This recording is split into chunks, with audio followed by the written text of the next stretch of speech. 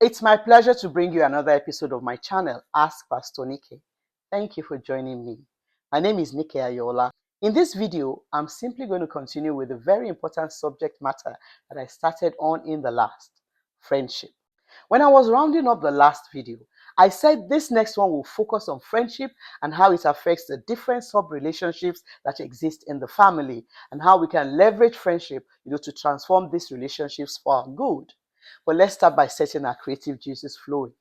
Can you think of as many words that have the suffix ship attached to it? Friendship is definitely one. What others can you come up with?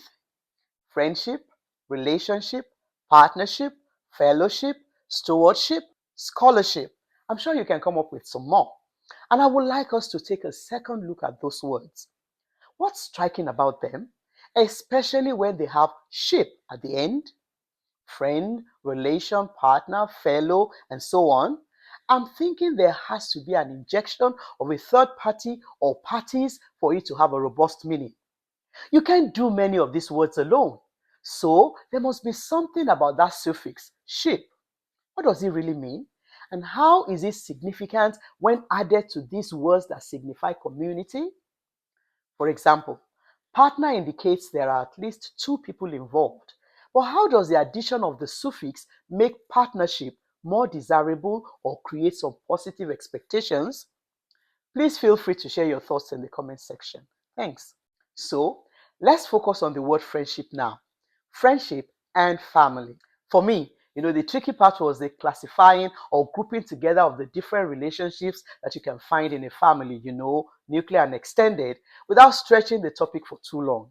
And thankfully, I got inspiration from the Spirit through an article that a sister friend of mine shared on a prayer platform recently. So, thank you, Lady Desola. One of the paragraphs of the article read, "We all face hard times, sometimes when we least expect it. But a friend's genuine care can mean the world. A sibling's unconditional love can't be replaced, and a neighbor's practical help is priceless." So I decided to limit the grouping to three: the friendship of a sisterhood, and whatever I say here will apply in a limited way to a brotherhood as well. Number two, the friendship of or among siblings. And finally, friendship in a marriage or between a married couple. Now, let's start with the friendship of a sisterhood. And I've titled it Girl Power. And honestly, there was no way. I don't think I'm that organized, that I planned for this video on girl power to coincide with the International Women's Day, which is actually tomorrow, March the 8th. This is totally a God thing. So please pay attention. I believe we've all learned by now that whenever people are afraid of, run away from, or just generally ignore a matter or treat it with disdain, especially when it's supposed to be a good and beneficial thing, is usually because the adversary, the enemy of our lives and destinies, has injected his poison into it. His one mission and purpose is to make sure that we are unable to harness and appropriate any of the blessings and provisions of God that were established for our benefits. So he attacks everything God made and pronounced as good and makes us afraid or unwilling to try it because he came to steal, to kill, and to destroy. Relationships with others, including friendships, is constantly under attack, so that what should have been a plus, an advantage, a relief, has instead become the pain, the challenge, the deficit. It is not good for man to be alone, and two is better than one are two verses of scripture that affirm it's God's intention and his perfect will for human beings to live in relationships. And it's not just a fact, but the truth that we need each other, maybe more than we can ever realize. We need each other physically, practically, emotionally, and spiritually. Honestly, solo actors are usually in danger, but they may not realize it. There's always a temptation to self-isolate, do it all by yourself and for yourself, maybe to avoid being disappointed or to avoid rejection or to stop yourself from complaining incessantly or to make sure that you selfishly don't have to share the results with others. But self-isolation, whether it's deliberate or not, never works out in anyone's favor in the long run because we were made to live life together with other people. Now, I saw this anonymous quote decades ago, but it has stayed with me since then because it makes a lot of sense. If you want to go fast, go alone. But if you want to go far, go with others. The truth is that if you go alone, You can actually be as fast as you want, but eventually you will either crash and burn with nobody to help you, or you will have a first-hand experience of what it means to be lonely at your destination because you didn't value companionship. But going with others is a fulfillment of the scripture from Ecclesiastes chapter 4, verses 9, 10, 11, and 12. Two people are better off than one, for they can help each other succeed. If one person falls, the other can reach out and help. But someone who falls alone is in real trouble. Likewise, two people lying close together can keep each other warm. But how can one be warm alone? A person standing alone can be attacked and defeated, but two can stand back to back and conquer. Three are even better, for a triple braided cord is not easily broken. And look, it's not only about you or me needing other people, because some of us think that our life's mission is to project strength in all areas and at all times, and talk about what a destructive illusion that idea is. It's actually also about others needing you and me. Not only do we need people, but those same people need us as well. I'm needy, you're needy, and they are all needy too. All of us are. A sisterhood, therefore, is a friendship of sisters that's engendered by so many different factors. It can be by religious or professional affiliation. It can be birthed by school attendance, the old students association kind of sisterhood, or by neighborhood and residential community ties, both past and present, or by extended family bonds, and so on. Some you have control over and some you don't. And of course, they can be formal or informal. Now, just a quick exercise here. If you think back to the three types of friendship that I spoke about in the last video, in which of these three do you think that a sisterhood will fit? Thinking about it myself, I would say all three. There will be sisterhoods based on utility, where people are there because there is something they want to gain, like, professional associations and networking. Some will be based on pleasure, people that you relate with casually. For example, PTAs or parents of kids in the same class or going to the same school. And definitely, some will exist because of common virtues. And I can readily see church women groups in this category. What do you think? Anyway, like I've said before, all categories of friendships are beneficial, even though some more than others. Every sisterhood is supposed to be a sustainable support system for all the people covered by the hood of its umbrella. That is where its power lies and why it is under constant pressure and attacks. That's why I can refer to it as girl power. I remember an account I heard from the great American preacher Charles Swindoll about how the pioneering women coped with the challenges of raising families and nurturing relationships when life was still somewhat rural and most people were farmers. When the men went off to the fields to work, which happened well before sunrise most times, the women would band together during the day to carry out common chores that they could do outside the home. Like taking care of the children, preparing family dinners, sewing, canning, and so on, and also spend time nurturing one another's souls by having conversations and praying together. It was a great platform for helping the younger women and newlyweds, to ease into their new roles as wives and to help the new mothers cope with the demands of nurturing new life without becoming overwhelmed or falling into depression. They will freely offer assistance to anyone who was struggling and make time to listen to each other's frustrations and challenges. This wealth of fellowship that each one had with other women helped them immensely to cope with the pressures of living that was peculiar to their time. These gatherings created an outlet of some sort, to let off steam and then take care of issues like loneliness and also to imbibe tranquility somehow. You can see that they were giving up as well as taking in. By the time the husbands got back from their long and laborious day, their wives' demands for attention and conversation had already been taken care of through community, and the tired husbands could enjoy some peace and quiet. So, in essence, the sisterhood made marriages and relationships flourish. And that's what all sisterhoods should be about. Women supporting women in order to make life easier for each woman and the people in her life, her husband, children, parents, siblings, and so on. Unfortunately, many times, that is not the experience of many of us, when we think about the sisterhoods that we belong to now or have been members of in the past. And the irony of it is that we often feel like others are to blame when a sisterhood or relationship is not functioning optimally as it should. Reality is that more often than not, some of us contribute very little and sometimes nothing at all, to the well-being of sisterhoods that we belong to, while expecting or even demanding that our needs or expectations should be catered to. We leave the work of maintenance to the overburdened few and then turn around to complain when things are overwhelming for them. Truth be told, sisterhoods can be very challenging, particularly because of the emotional makeup of us women. But it's for the same reason that it is also very rewarding and productive.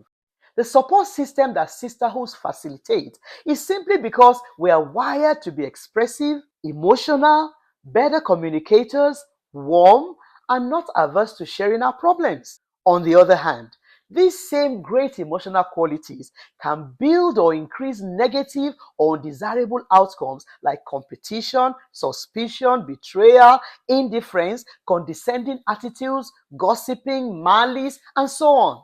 Many sisterhoods have been completely dismantled because of one or more of these negative outcomes. And I'm hoping that I'll be able to talk about how to deal with our responses to them, especially in relationships that are outside our choice or control, at the end of looking at the power of friendship in our family relationships.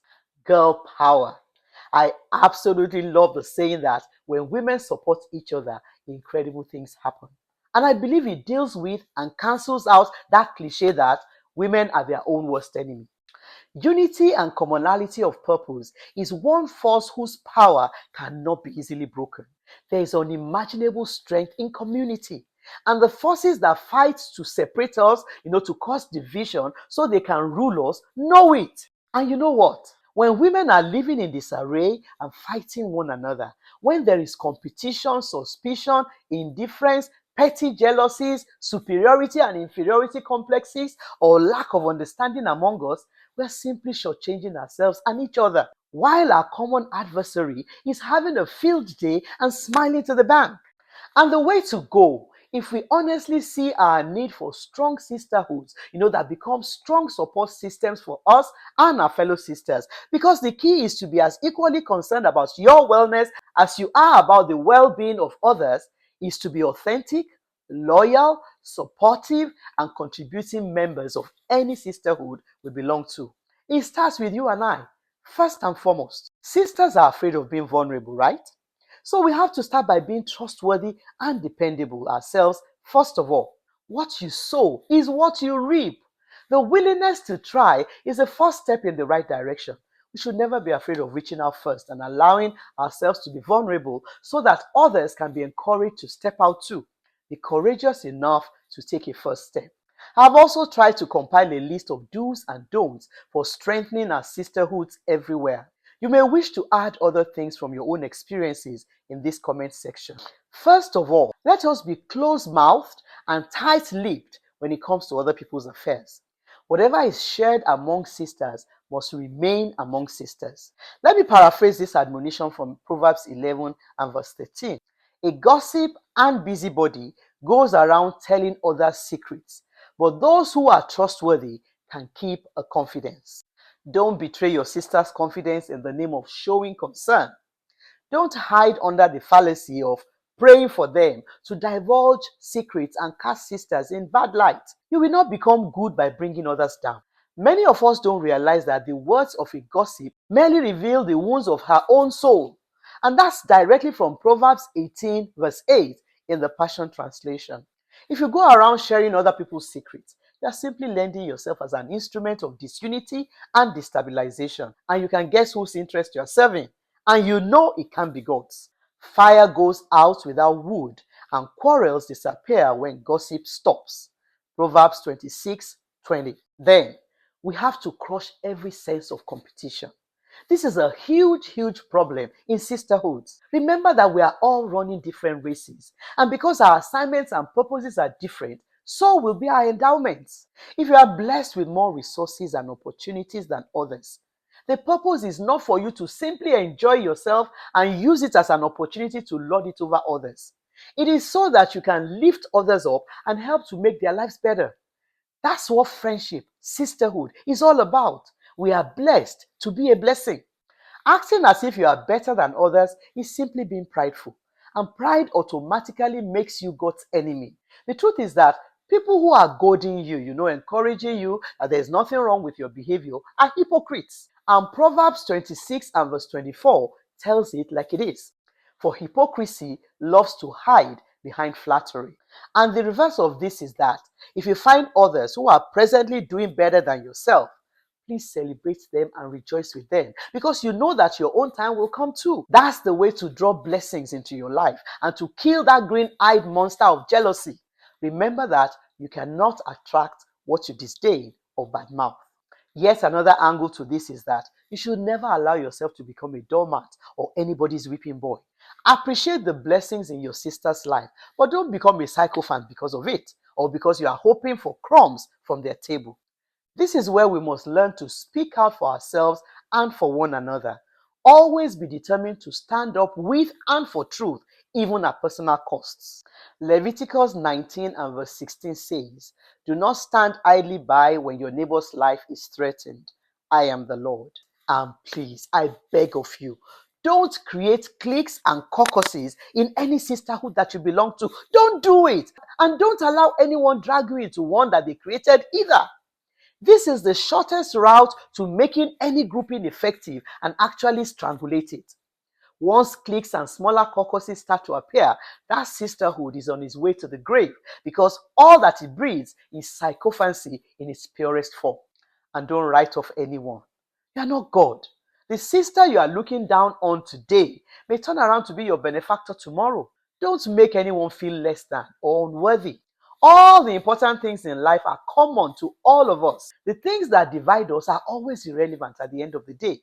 Learn to offer a helping hand without strings attached all the time.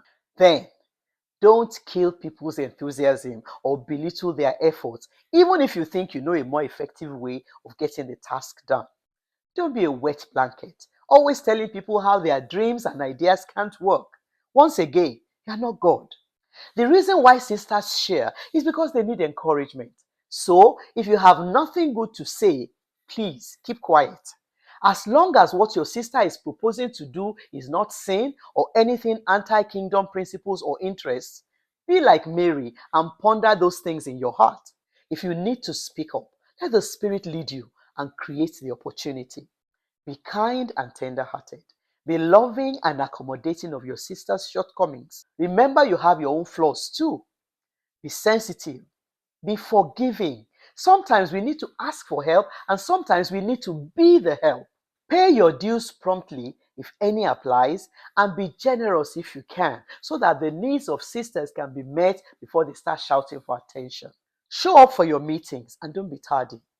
Contribute positively at meetings and on your social media platforms. Volunteer to serve. That is what it means to have a leadership mentality. Leaders serve. Make only constructive criticisms.